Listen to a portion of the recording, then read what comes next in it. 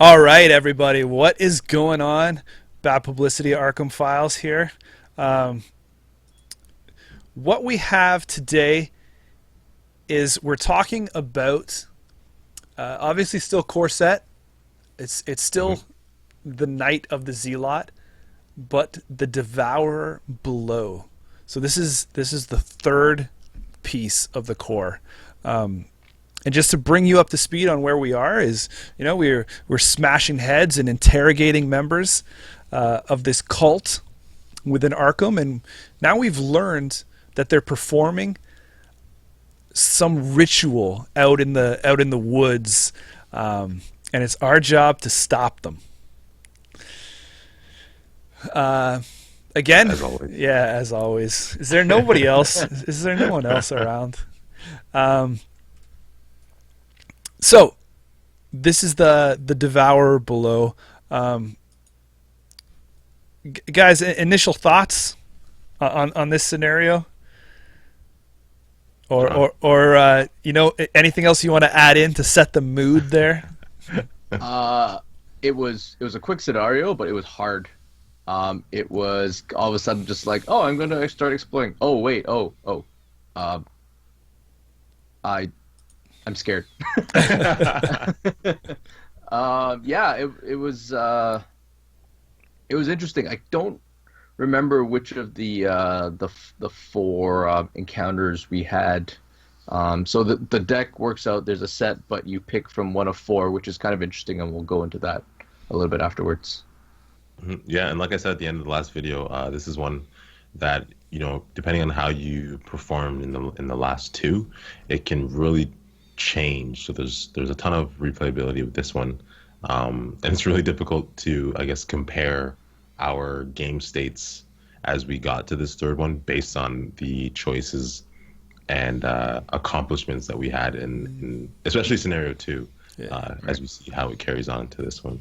So yeah, so there's three ways that you can already pretty much slap yourself in the face here, right?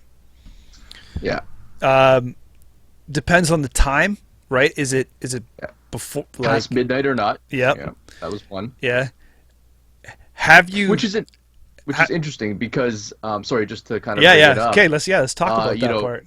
that past midnight part kind of means sometimes you might want to actually resign early in the previous scenario. So far I don't think we've seen anything where really, besides your character dying, there's no reason to resign.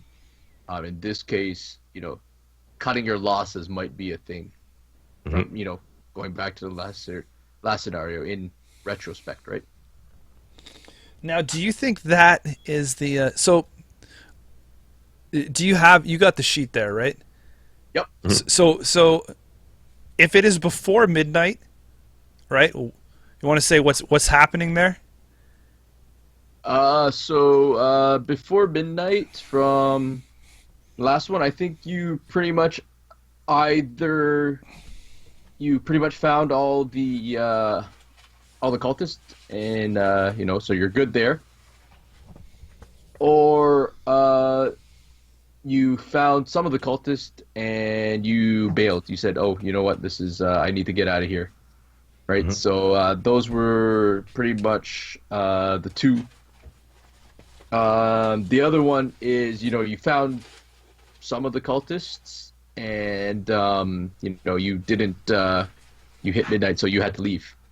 Right. So it's kind of it gets interesting. So if you hit midnight, you're pretty much not you're not finding all the cultists. The question is, how much do you risk to get that last cultist? Are you going to leave early and before midnight and leave two cultists, or do you get to the midnight and deal with one cultist, right? Hmm. And so you really got to think about it. It kind of gives you a hint as you're looking at the resolutions from scenario two. So if it is after midnight and it says 12 bells ring out, signaling midnight, you're out of time. The cult ritual will begin shortly. You've managed to obtain some useful information about the cult and its plans. You can only hope it's enough. And so if the ritual's beginning, that kind of, or at least to me, the first time that I was playing it, it kind of signaled to me that, we were unable to find some of these very important cultists. And if the ritual's beginning, that means that they're probably waiting in scenario 3, as they've already started this thing. So you kind of got to keep that in mind, as you're going through. Because it's so I found the sheet here, and it was, if it's past midnight, the handicap is you're discarding cards from your starting hand. So already everybody it's like, loses 2 random, right? Which is normally most people's first turn are setup turn, and there's usually, so remember you remember your mulligan rule, right? So you drew your 5 cards, you look at it, you got rid of the ones you didn't want, you shuffled, you draw back. So at this point you probably have a pretty decent hand, and then knowing you're going to have to pitch 2 of them can be pretty bad, because you're probably like, if you knew that's coming, do you even mulligan? Right. Maybe you may not even want a good hand because you're going to lose what you're getting, right? So it's not only the loss of the 2 cards, it sets you back, that you may not, assuming you don't, the 2 cards or whatever, you may lose, something that you actually wanted to keep, which is even worse, right?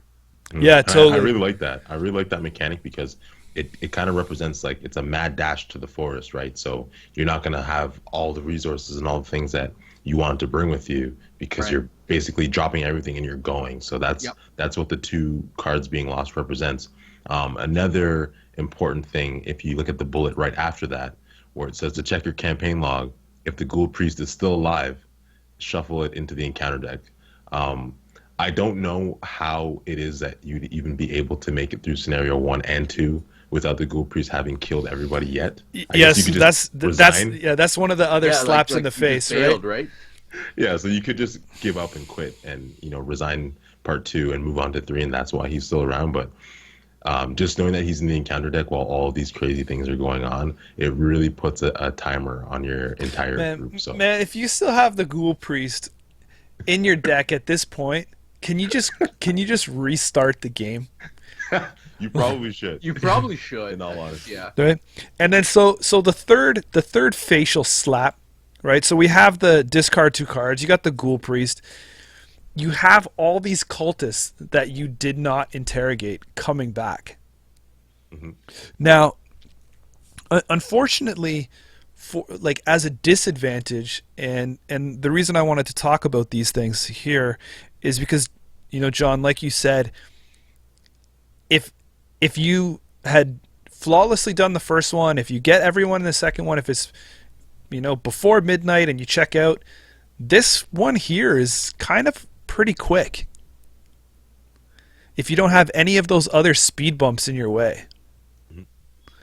Right? Like, you just basically have to find the first or to find where the ritual is happening and then beat this monster. Yeah, it's pretty much a clue gathering expedition, and then fight. Not saying the fight was easy, right? So you definitely, it's a quick shift, right? It's a quick shift from clue gathering to all of a sudden I need to have all my weapons prepped. So if you didn't do that and you just kind of went and be like, oh wait, I only need, I think it was 3 times the number of players' clues, and all of a sudden you just be like, boom, boom, boom, I got all these, and then you just get there and all of a sudden you're like, oh man, this thing just popped out of nowhere. So it's definitely not, there's a quick transition, but if for the most part, without this, it's not the worst thing off the bat. No, definitely not. Definitely not. So, how did you guys do? Like, did all this stuff line up for you? Like, for your initial playthrough. Go ahead, Shomar. Your initial playthrough? Yeah. The one that surprises you, not to where you're gaming the system, like in playthroughs like 3, 4, 5 and onward, right? Right. My very first campaign, I believe we were able to, by way of extreme violence, we were able to get rid of all of the cultists. Extreme. I believe. Sorry, yes, all the cultists. So we didn't parlay. I'm pretty sure we just went in and we beat them all up in scenario 2. killed them all. And then in scenario 3, that made it very, very easy, as John said.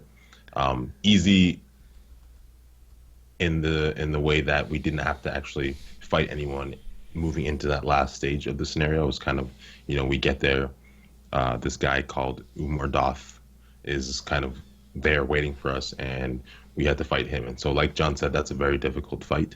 But we were definitely lucky in not having to deal with those other speed bumps in the form of the annoying humanoid cultists from scenario 2. So we had a pretty easy go of it, because I guess just the nature of my play group is that we wanted to body any and everything that came in our way, and the cultists stood no chance. So Man, you guys are XP hungry. That's the word for it, right? And that was it too. We wanted everything in our victory display. We needed that XP.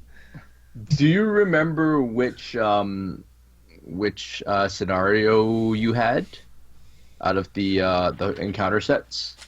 There was the 4 random ones. Yeah. So in the encounter sets, that's one thing we forgot to mention. So another reason why this has a good replayability is that you're randomly choosing out of 4 encounter sets included in the core set. The one that we had was the little Cthulhu symbol, so Agents of Cthulhu. Yep.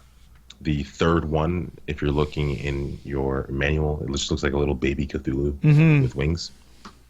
And in that set, the Agents of Cthulhu, or is it Yog-Sothoth or whatever it's called? No, Agents of Cthulhu for sure. Yep. So in that set of the Agents of Cthulhu, you have a young deep one, and you have dreams of, I can never say this. Relay. So the young deep one, he has 3 fight, 3 health, 3 evade.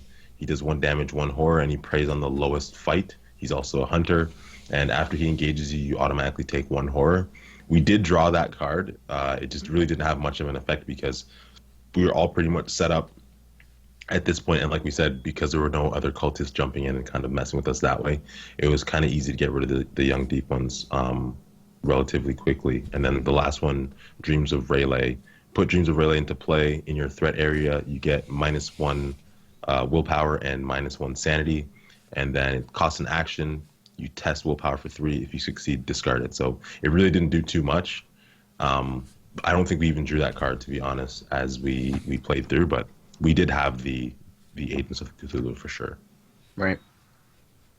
It's kind of interesting. I think the 4 encounters, it's almost like you're dealing with separate cults, right?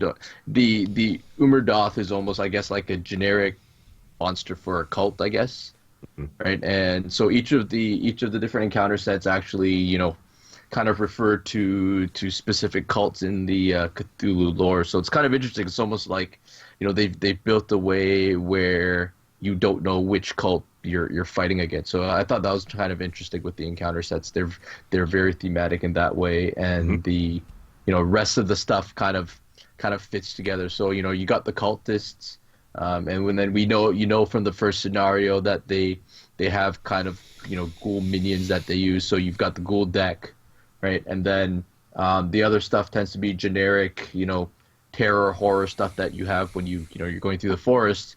And then your encounter specific is what makes it so you figure out which cult you're going against. So it's kind of interesting that way, thematic wise anyways.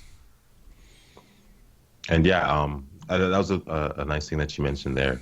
That also makes it fun. So you can't really just, as we've always said, plan ahead and assume that things are going to go a certain way. If the person that's organizing the game for you guys sets it up properly and you do actually choose these randomly, it makes it a lot more fun, just not expecting what's going to show up. Because I played this scenario 3 times, and I've been lucky enough that, like I said, the first time was the Agents of Cthulhu. The second time was the Agents of Yog-Sothoth, Yep. right, with the Yithian observers. And then the last time that I did it, it was the Agents of Hastur. So I've never actually played it with the Agents of Shub-Niggurath yet. Right. So and they all play very differently. Each of the cards out of the scenario, they're all very different, and they definitely make you have to deal with different things in different ways. So it's kind of interesting that way for sure. Yeah, I played for ours, we had the Haster one, the King in Yellow. Right. And I'm bringing up the treachery. To me, again, it's not the monsters that come out of this deck. It's these treacheries, man. This one here was particularly a ball breaker. The Yellow Sign. This is a revelation test, and you're testing 4 for your will. Mm-hmm. If you fail, take 2 horror and search your deck for a madness weakness. Draw that card and shuffle your deck. Like, Yep.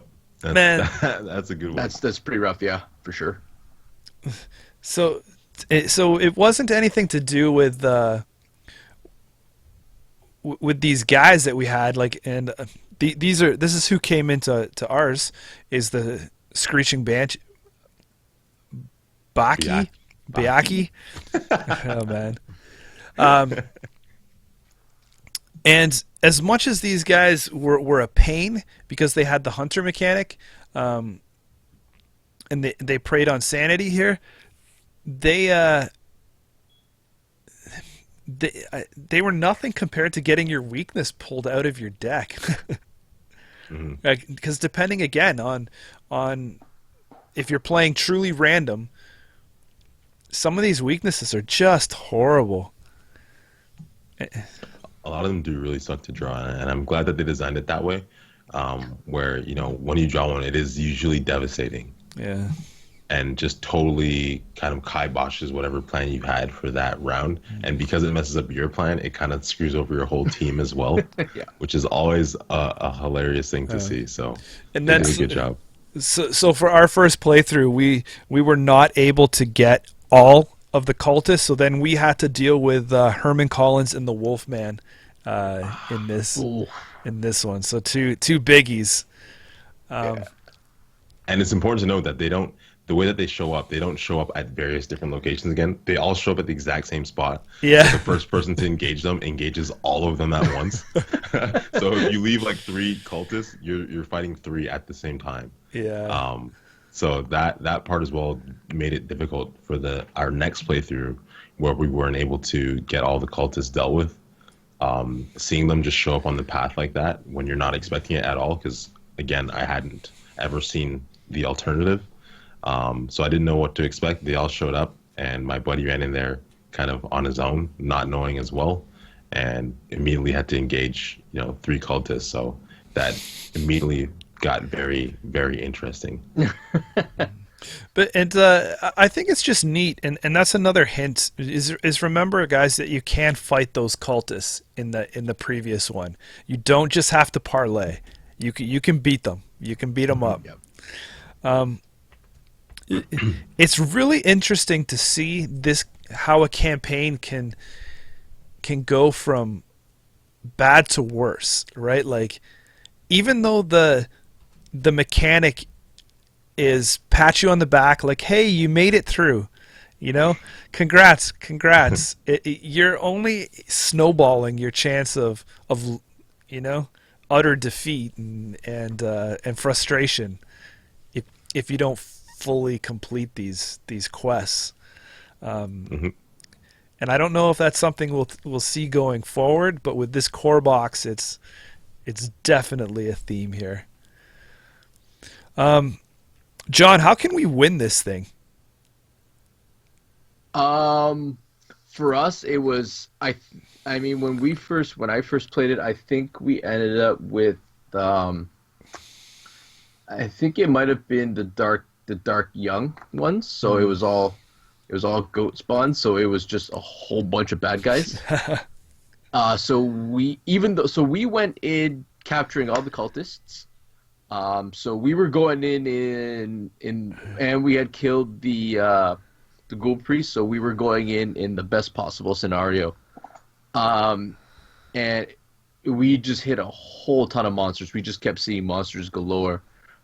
So we were fishing for a lot of weapons, which maybe, probably helped us in the end because it delayed, so we had to shuffle a bit and find these weapons to kill these these cultists and all these spawns that are showing up, and then by the time we finally got to the end and the monster popped up, we had pretty much had prepped ourselves because we had been fighting before. If we hadn't seen these and we had burned through finding all the clues, we may not have prepped well enough to when it shows up and all of a sudden this thing shows up and we're like, oh man, now I got to spend turns finding my shotgun or whatever it is.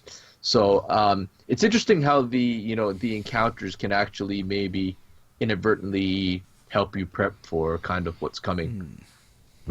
So there is that way, which is killing the monster.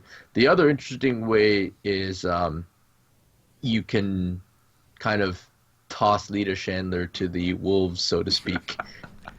Best one. Yeah. She's still very mysterious to you, and you find out that she's the one that's been trying to stir up the trouble and stopping everything. And this creature and the cult aren't really upset with everybody else. They're just kind of upset with her. For the moment, anyways, so it's a tough choice, so to speak. So that's another way of doing it. You could just kind of, you find out that they're after her, and instead of fighting it, you're just like, hey, this will appease it. A little shove. But that's where it gets interesting, though, because it's not like other games where you're just like, oh, we don't have to kill it. We can just sacrifice this card to it. That's in one of our decks. Oh, awesome. And then you get rid of it, and then there's no consequence. This one is like, you get rid of it, and everybody's horrified that you just sacrificed another human being to this thing, this creature. And then so you guys are taking mental trauma from it, you're taking physical trauma from it, and then everyone that's in the scenario is also adding a new weakness to their deck as well as you move forward in your campaign. So that's just another example of it's how almost, your decisions affect you moving forward. To me, it was almost like reading it like, yeah, sacrifice Lita and then you will feel shame. Go in the corner and think about what you just did. Yeah, man, there's huge consequences to that. And then obviously the last resolution that we haven't discussed, and this one I don't think I've seen this one yet. I've only ever either killed Umurdoth twice. You gave me a lisp there. And then the third time that I played it, we ended up giving up Lita. The other resolution, which I guess is like a super easy one, is that you, before they're even able to open the portal to bring Umurdoth through into our reality, you're able to close it and kind of botch the whole thing, which is, I guess, common in Arkham lore. That's usually one of the options, is you somehow close the portal before stuff happens. If you played Mansions of Madness, that's in a lot of the scenarios that are out right now. And so that would be like the quickest, easiest way to get through. There's no real big fight. You kind of just close it and move on to the next scenario. You don't really take any, I guess you take 2 trauma, mental trauma, and that's pretty much it. And you just move forward into the next one. So that would be the best, I guess. But if you are an experienced hunter, I would say to go for killing Umurdoth and getting that little juicy XP. Yeah. So there is one more way. Oh, there's another one? Oh, yeah. Right. There is a fourth way. There's always a fourth way. So the fourth way is the way that I did it.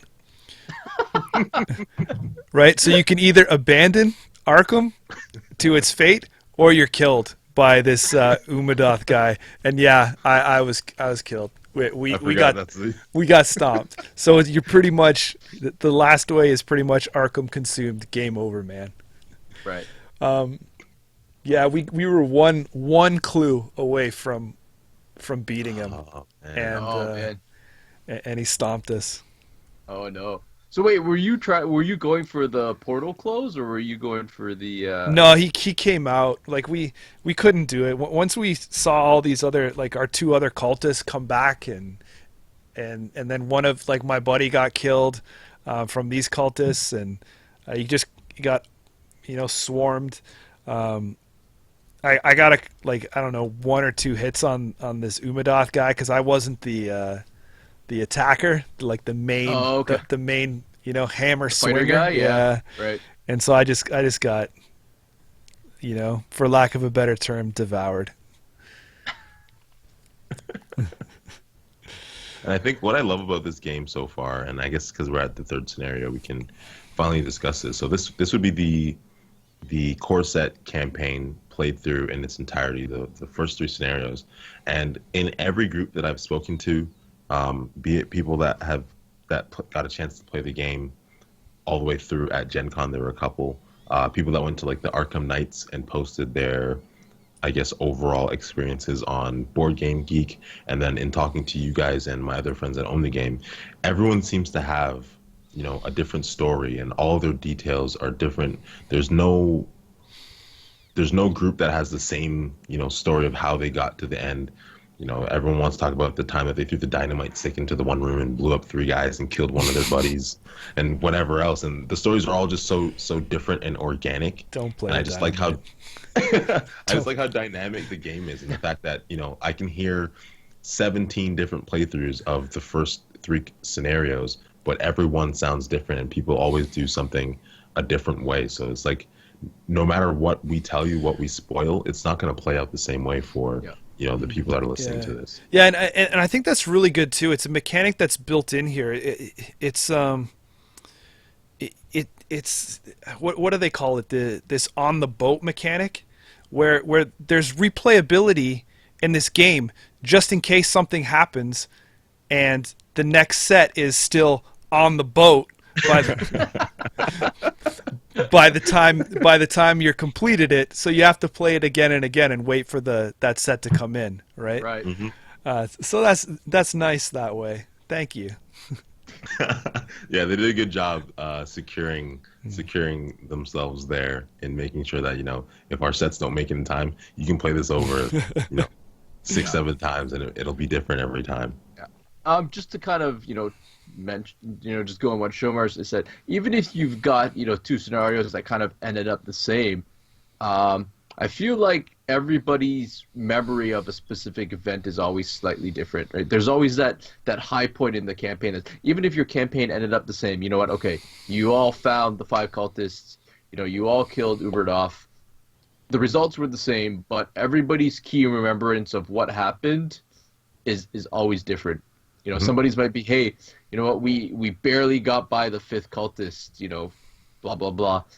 Everybody's might be, yeah, we blew through the cultists, but Uberdorf, man, that last time of somebody scrying for the shotgun shell and then tossing it into the shotgun and getting the last shot off was key, right? So everybody's kind of memory of if you had to pick that one memory in a campaign, let alone how different your campaign was, is always different as well, which is really, really interesting for a core box game with, like you said, just 3 scenarios, right? Yeah. That's exactly it, man. That's exactly it. It's like, I liken it to meeting up with college buddies, every once in a while, and we all just shoot the shit, give stories about tell stories about what we did over our 4, sometimes 5 or 6 years of undergrad. And it's just like that. Everyone has, as you said, different highlights. We all remember different things, and there were different ups and downs for each of us, but we were all there experiencing it. So it just makes it really fun in that way. So this quest here, obviously we said it, so it can go 2 different ways. So you're either, I think if you've cleaned up your other quests, you're going to have a simple investigation quest, and I think that's kind of cool, because if you have sped through and just kind of, let's get this quest done. This one here turns into more of an epic battle. But hold on, just a minute. I'm going to counter that a little bit though. Yeah. The investigation, it is an investigation quest though, but it's not a stroll in the park. It can get very easy to all of a sudden have the timer tick down on you really quickly, right? I think you're looking at 14 doom before everything kind of ticks all the way to the end. Mm-hmm. Pretty much half. You're looking at all the cultists pretty much just keep adding doom, mm-hmm. right? So if those come up, you can't just stroll along. You have to go deal with them. You have to go off, killed them. You start getting into some of the Arkham Woods, and it's very easy to, get lost, end up in dead ends where you have to go back instead of being able to circle around. So even though you start with no monsters on the board, it can quickly get to the point where your timer is all of a sudden going from this is easy to wait a minute, why did we just jump two agendas really quickly, right? Yeah, And but I still think that's like I attribute that to like the let's get the clues, let's hurry this up, right? Kind of style. It's definitely not the battle that you're having if you haven't gotten all the cultists and stuff out. And Oh yes, for sure. But it's still it can easily become not just clue gathering, but a game of action management, right? How do I gather these clues while sending people off to deal with this cultist that's just having doom tokens sit on him, right? Which is definitely interesting. So even if you go all the way through and you cleared everything really good, you're not just walking in and going, oh, this is fine. So you can get very different, like you said, you can get very different experiences coming into this, which is really good for a final scenario. yeah, I think that I put the Lita card on the board because I feel that if you have her, you are in really good shape. The boost that she's giving you to fight the Devourer is hands down. It becomes more manageable. Without her, I just think it's a shit show. Like I said, we didn't have Lita and we came close, but it wasn't. There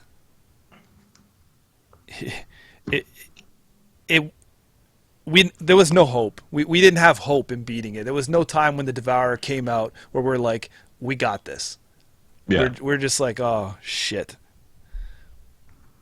It's- I don't know how you guys feel with Lita, without Lita. I mean, I think the first time that I played and I looked at her ability, I read the card over, and on paper I was like, +1 damage, yeah, whatever. It's only +1. I can do this without her. But then when you figure how many attacks you're actually using to kill a monster and how quickly that +1 adds up on each of those, then she becomes very, very useful. And I think, especially in fighting like the Ghoul Priest scenario 1, I'm not going to say it's impossible because obviously it isn't, but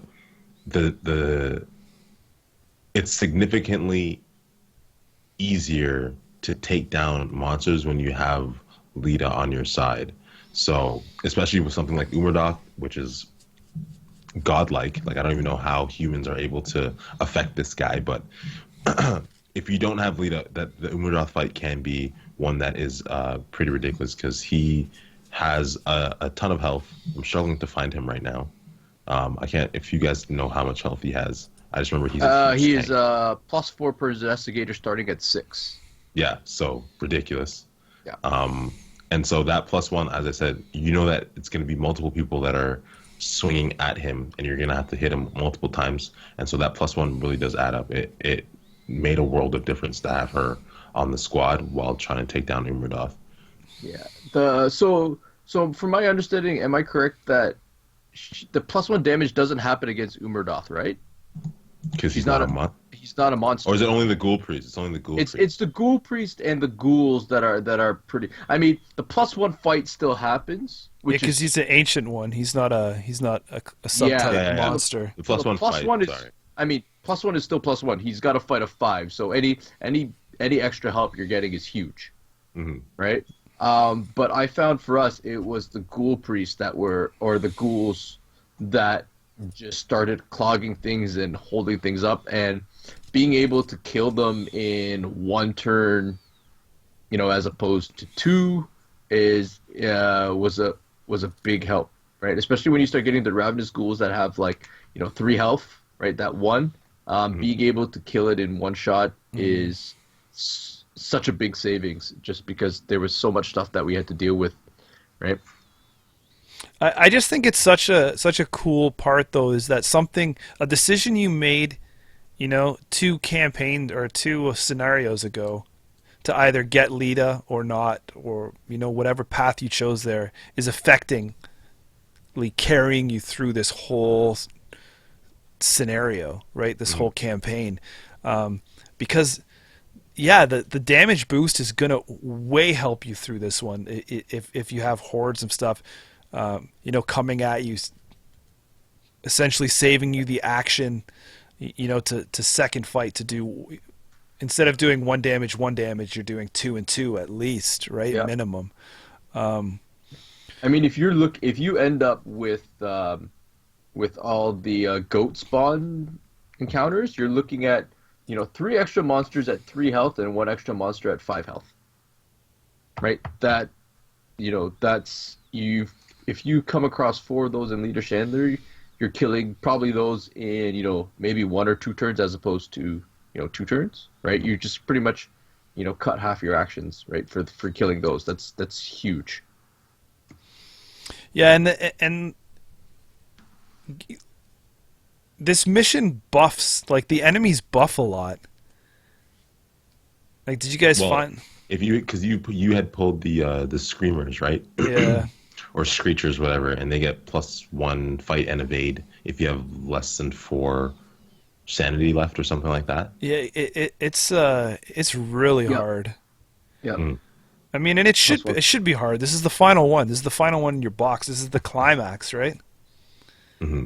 Yep. And it's funny. I'm just thinking about it right now. Going back to what I said before, the reason why it's so easy when we had Lita, obviously, is because Umerdot's action. We just threw her. So that's what it was. We didn't fight. We're just like, here you go. Boom. You can have her. We're done. Let's go to resolution 3. Did you guys have any other challenges dealing with this one? Any other things that you think that you'd like to draw attention to? The locations were kind of interesting because how they link? There's 6 wood. Yeah. Right? There's 6 woods. You only get, I think, 4 of them, right?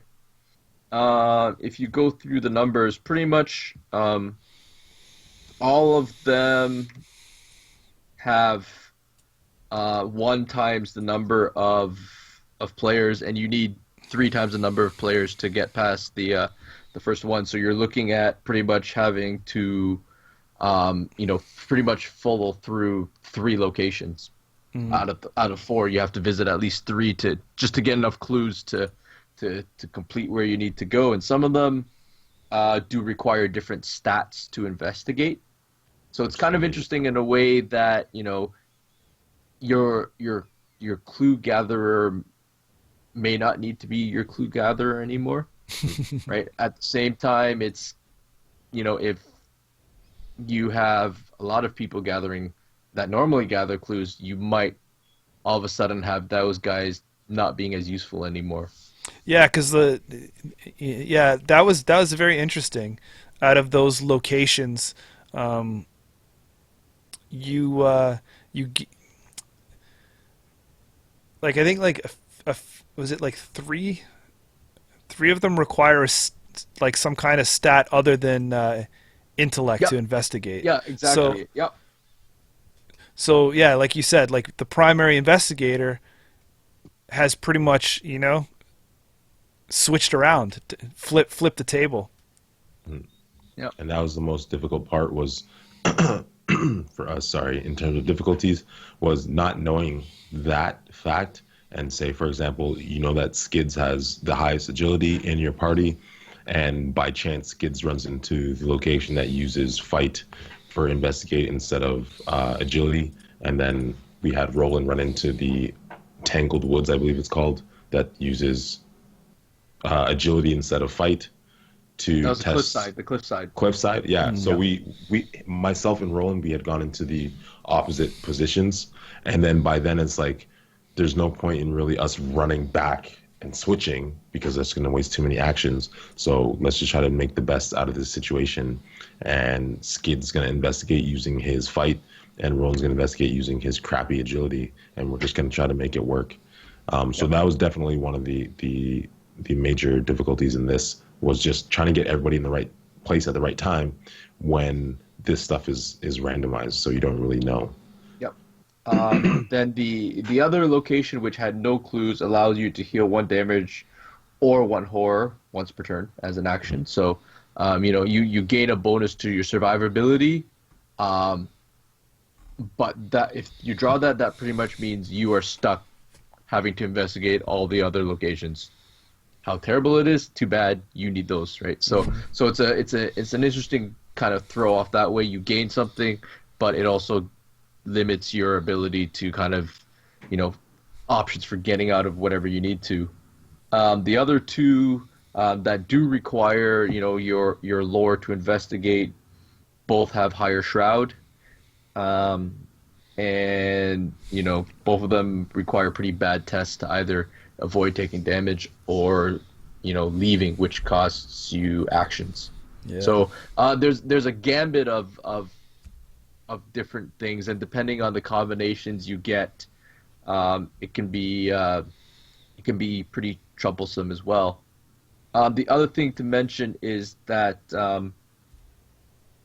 they all go back. All those locations you get all go back to the main site, but depending on which of the 4 combinations of locations you draw, there's some you'll end up with dead ends sometimes, so you can't go to a different location. They don't connect to each other, and then sometimes you'll have to go back to the main road to get to another location. So again, it can come down to action efficiency as well.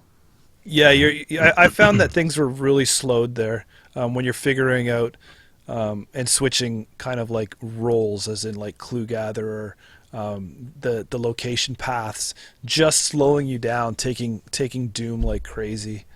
One of the other things to touch on is the new treachery that's added into this one, Umadas Wrath.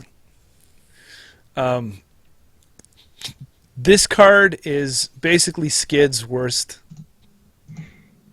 nightmare here. Doing a will check at 5. Oh my god! For each point you fail, you must either choose one. Choose and discard a card from your hand, or take 1 damage and 1 horror. Man, your rogue player can pretty much be wiped if he's out there by himself and nobody can help throw cards in a skill check. Mm-hmm. I just think in that situation, though, because you're going to choose the card by yourself, most times you're able to, toss something that you get rid of one that's not going to hurt your chest too much. Yeah. But it does always suck. But I don't think it's just choose one card that's going to not. Oh yeah, each point you fail by. Yeah. So you're probably tossing on average like 2. Yeah. Right. Assuming you probably also threw in a card into the check, just so you hopefully don't fail it as badly, right?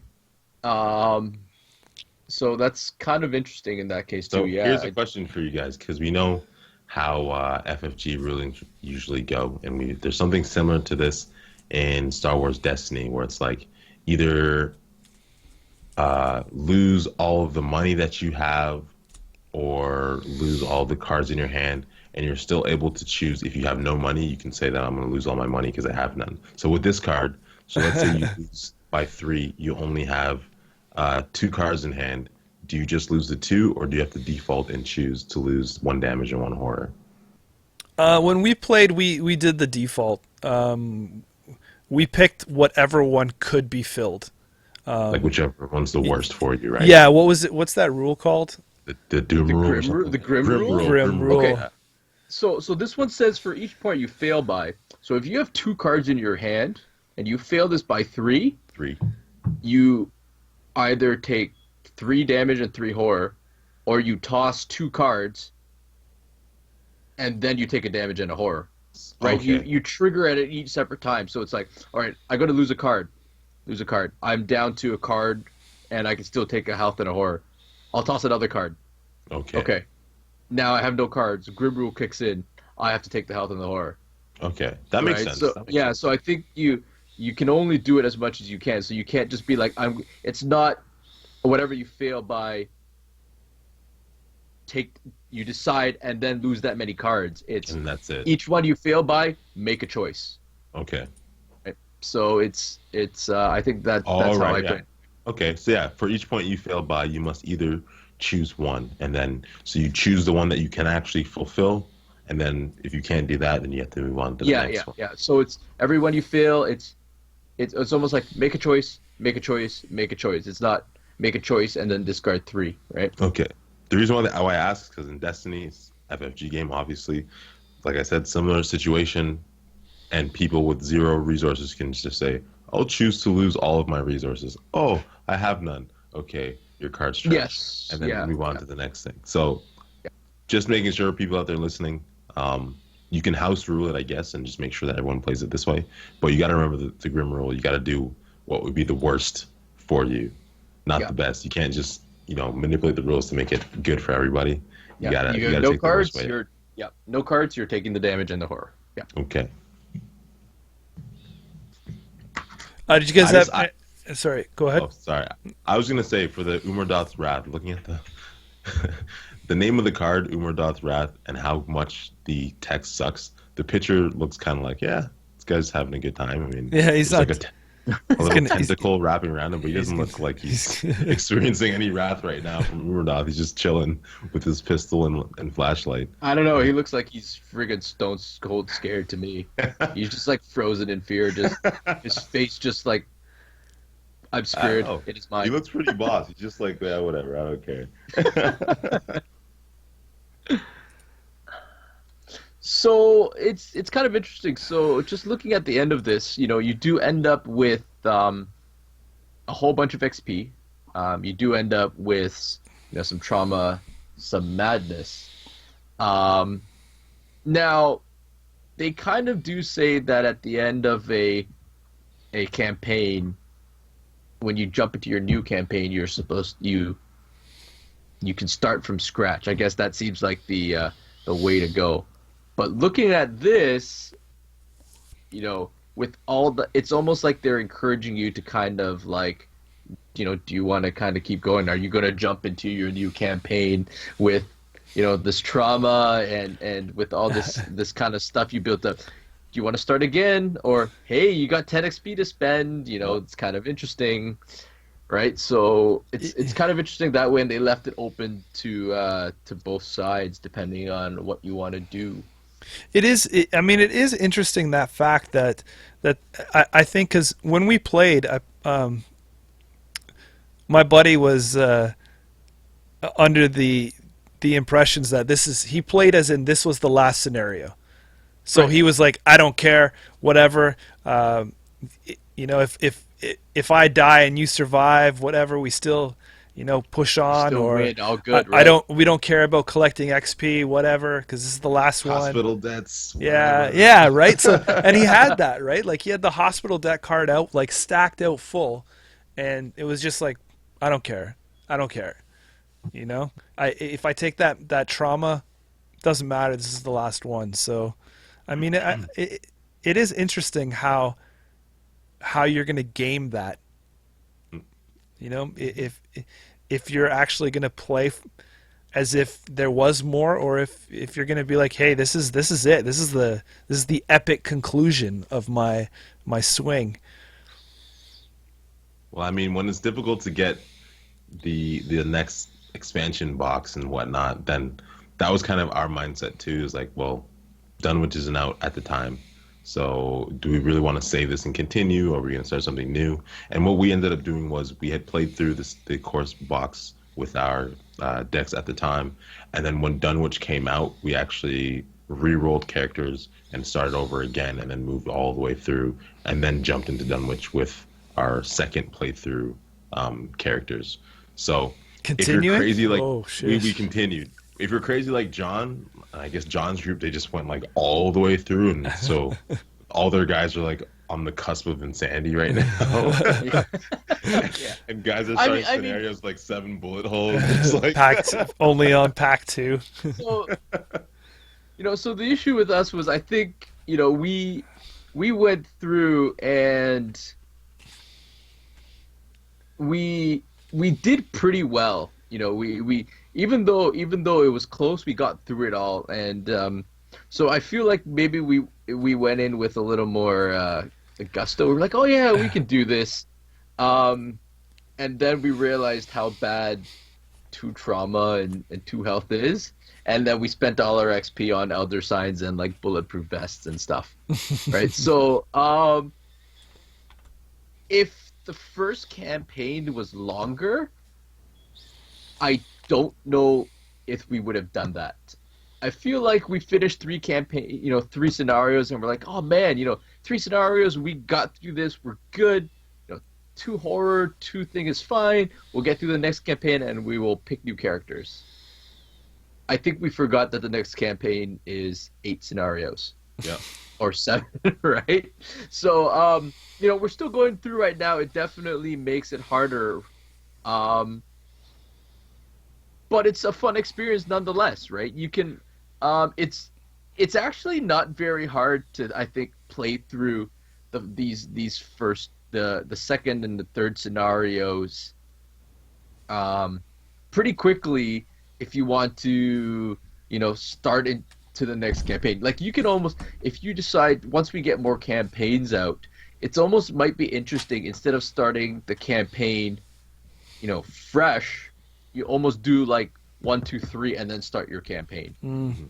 Right? It's an interesting that way if you want to, make that campaign harder. Exactly. Right. So Miskatonic Dunwich is out. I will probably end up playing Dunwich with a new set of characters at some point in time. Starting at Dunwich. But if I played through the campaign after that, I may actually start, maybe not at scenario 1 from the core, but maybe starting at 2 and 3. Right? It's very easy to kind of tweak to tweak all your different difficulties. If you start finding things too easy, start at 2, play it with the priest alive, play it with the priest dead. You could even start at scenario 3 and roll a number from 1 to 5 and say that's the number of cultists we've dealt with already, and go from there, right? This base set has given you a lot of kind of ways to start and alter your difficulty and enjoyment, not even standing at the base set alone, but as a start to any other campaign you start down the line.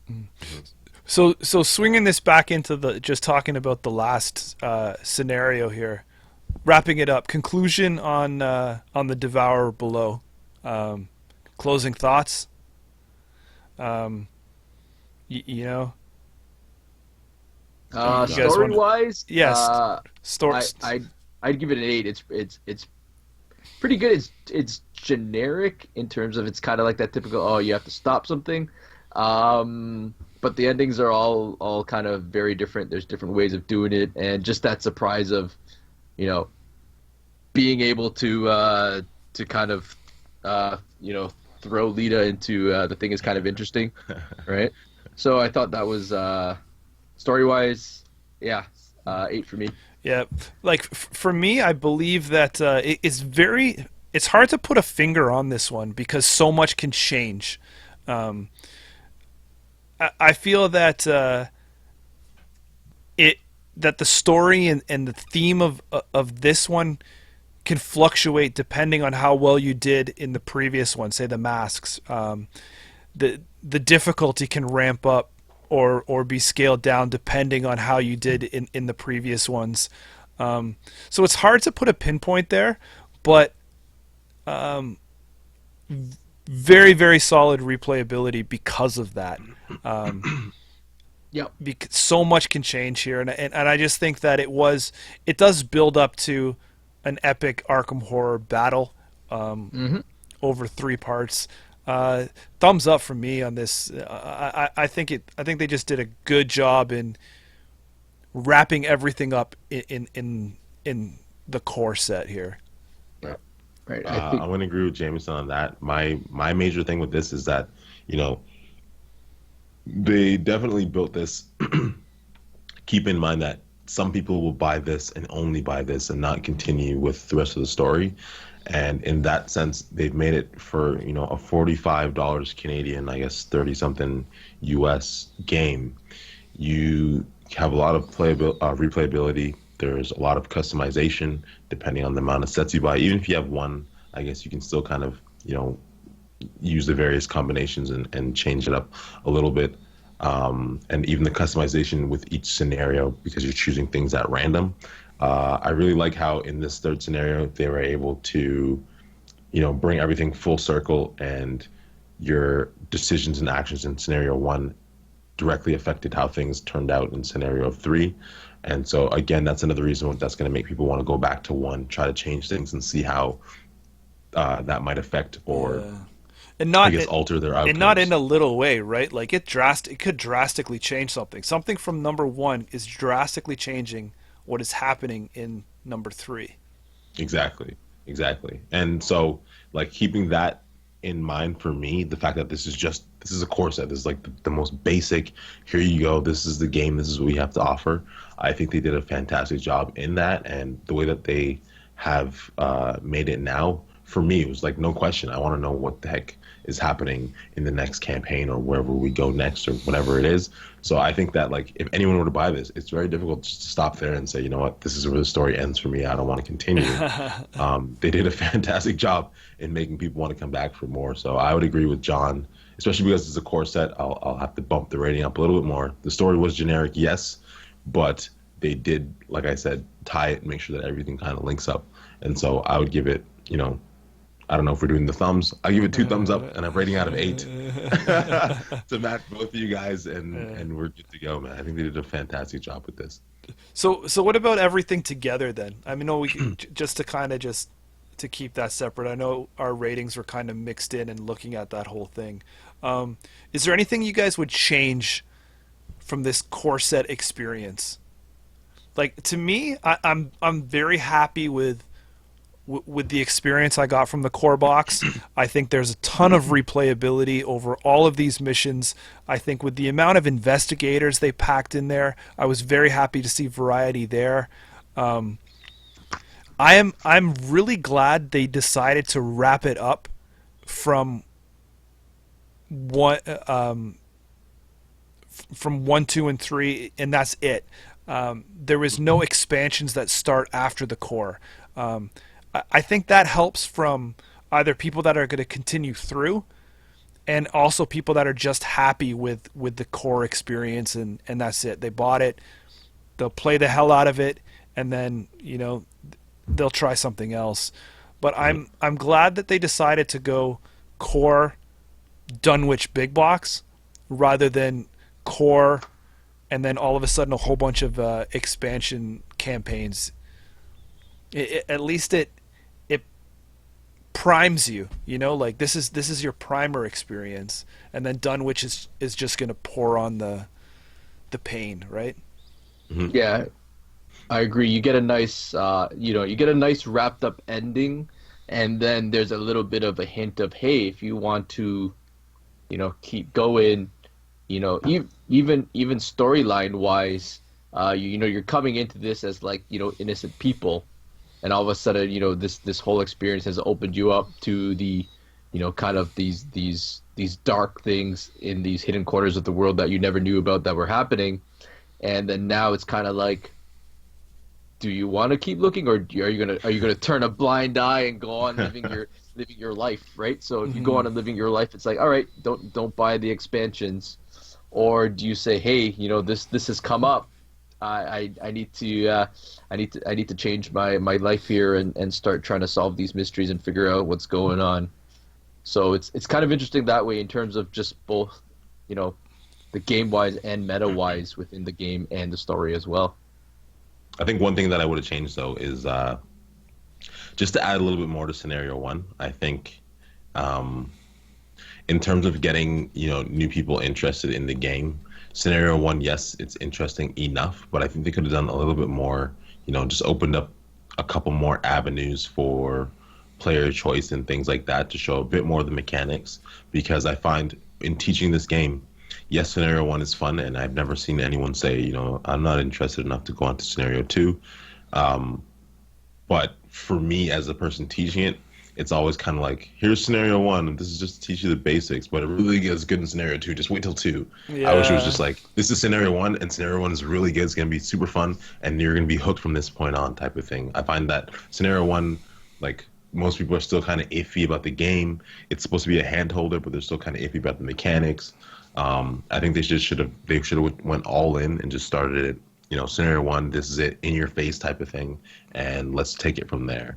So they could have just sped that one up a little bit more, made it a little bit more interesting, a little bit more player choice, a little bit more customization to that one, and I think that this would have been excellent. Yeah, it's something to me. It was just a little. I mean, I know you're in the house, but if there could have been like maybe like, hey, the kitchen, or Yeah, exactly.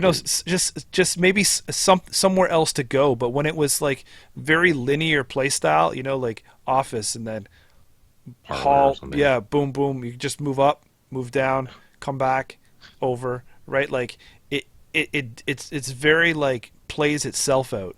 There was like you said, like once you get to the point where you're looking at multiple locations and things like that, then people are like, okay, I'm making choices. I'm playing this game. This game is not playing me. Right. So yeah, I can see that for a fact. And to me, my only negative is realistically, I see as much as you can adapt the last mission, like John said, take some random, numbers for cultists, do this, do that. Number 2, the masks was I think the pinnacle of this box for me.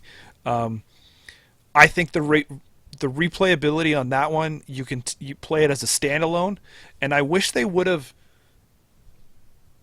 done more to embrace like a different standalone set of rules for it.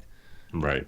Or if you're playing any of these, I think it's easy to play that as a standalone, but the other two I don't think it is. Yeah. I think the last one, which would be so my ratings would be Masks, Devourer, and then The Gathering. First Right. one. But the Devourer, as a standalone, I think it depends too much on what you did in the other ones. So if there was like another rule book or appendix in the box that said, hey, to play this as a standalone mission, this is the scenario that you do, or something like that, just for those people that maybe aren't going forward, you're able to just, instead of, oh, I want to play the third, now I got to start at the first and work my way all the way through. I just could see something there, but And I think that would have been a very small tweak, because if you think, for those, I don't know if you guys have both played, well, I know John has, but Mansions of Madness, the second edition, none of those rely upon other scenarios. Everything is technically, actually, no, everything is a standalone. And the way that they word all of the introductions to each scenario, they make it so with the narrative. And I think that, yes, it would have taken a bit of extra work, and yes, it would have made the books a lot thicker for the core set to have that separate set of rules. But again, as you said, it would be nice to just, I'm going to play scenario 3, and I don't got to think about randomly choosing, did I burn my house down or not? Is the ghoul priest alive or not? Did I save or kill this and this cultist, whatever? Like, it would be nice if it was just a standalone. You and your buddies are investigating this for whatever reason and set this up, and this is in the encounter deck and blah, blah, blah, and just go from there. Because I see a lot of different ways to do it on Game Board Geek, and people, with their own house rules on how they choose and how much XP you should have and all of these things. yeah, because that's another thing too, right? If it was tested or something like that, and there was a recommended, like, okay, if you just want to play scenario 3, this is your starting XP that is weighted for that difficulty. Right. Like Exactly.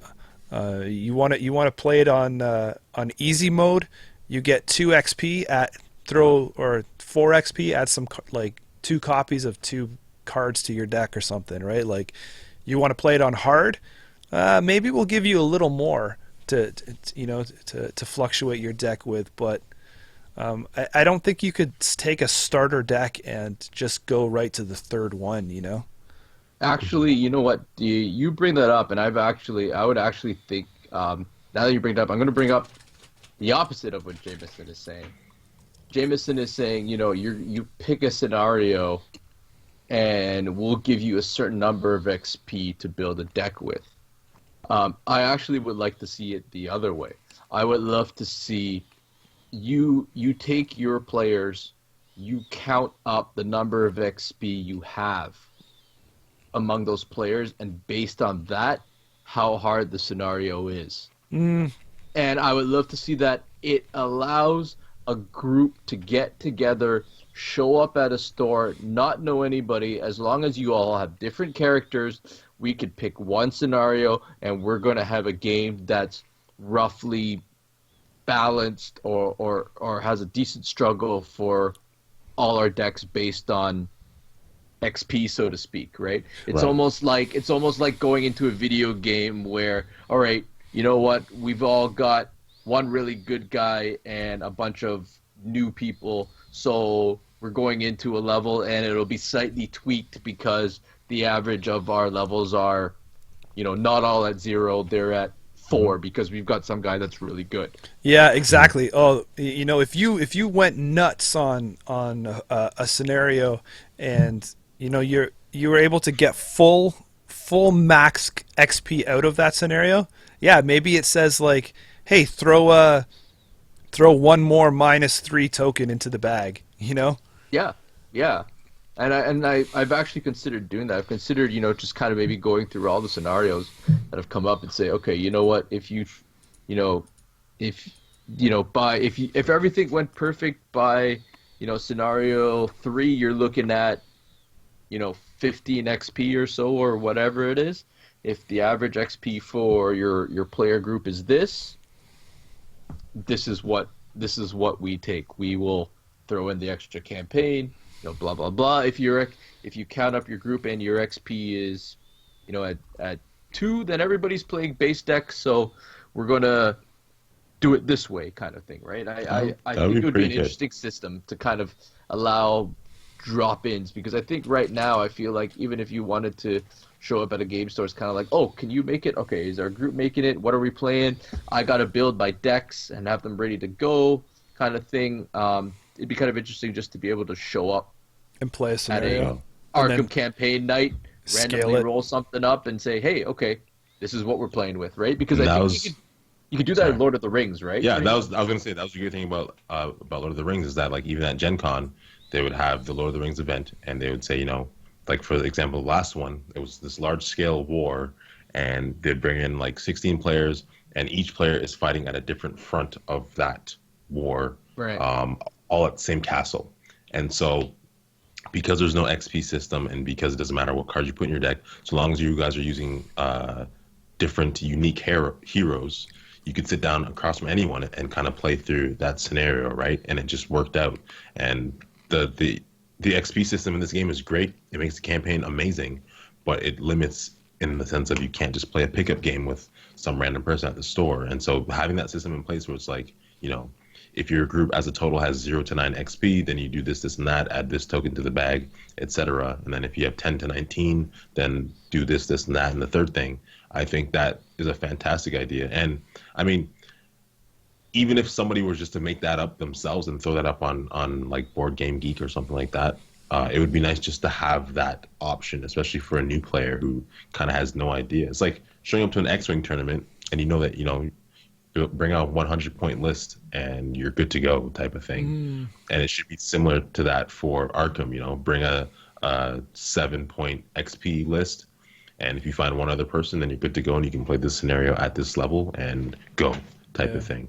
So I think that would be nice to, even if in the future they just made, one digital PDF and threw it up on the Arkham page to supplement what they have already in the core box.